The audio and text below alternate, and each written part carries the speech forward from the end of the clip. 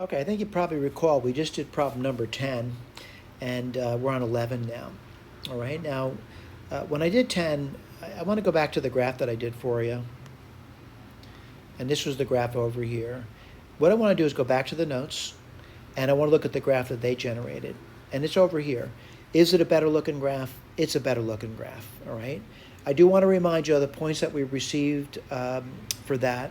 Let me go back to that, and I'll emphasize we had a 1, 1, and 6 minus 2.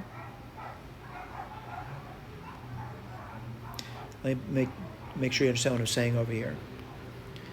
1, 1, and 6 minus 2 is over here. And I graphed a line through it. What kind of line? Dashed line, then I shaded it in. Right, so a good graph is provided. All right.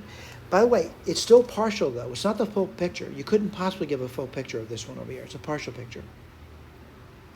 I want to go to number 11. And number 11, a little bit different. I'm going to use the graph. I'm going to do graph paper. I'm going to look at the graph they give me. And what I'm going to do is just my table. We'll look at the graph in a moment. What would I pick? You know, I probably would pick y to be 0. And what would you get? By the way, I'm solving for y minus 2x equals 2. And if you said y to be 0, you get minus 2x equals 2, which means you would get minus 1. Relatively simple, right? I'm going to say I want to get another point. And what I'm going to do over here, I'm going to divide both sides by 2. You get 2y minus x equals 1. And then what I'm going to do is I'm going to solve, not completely, but partially for y. 2y equals x plus 1. And then what I'm going to do, I'm going to pick x to be 1. And you would get 2y is equal to 2. What's y? Y is 1. Let me go to the picture, and I'm going to plot 2 points. The 2 points I'm going to plot is minus 1, 0, and 1, 1. There's 1, 1 here. And this is minus 1, 0. Let me go back over here. What do we say? Minus 1, 0, and 1, 1.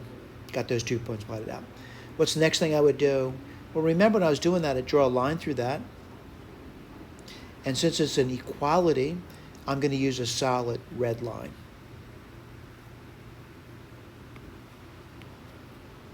Whoops. Again, we got an equality over there. I still have to do a test value. So if someone says, what test value would you choose? Well, looking at the line, the test value I would choose, I would still choose 0, 0. All right, let me go back up here. I'm going to test out the test. This is my test point. So one of the two half planes gets shaded in. Plug it in, what do you get? 0 less than or equal to 2.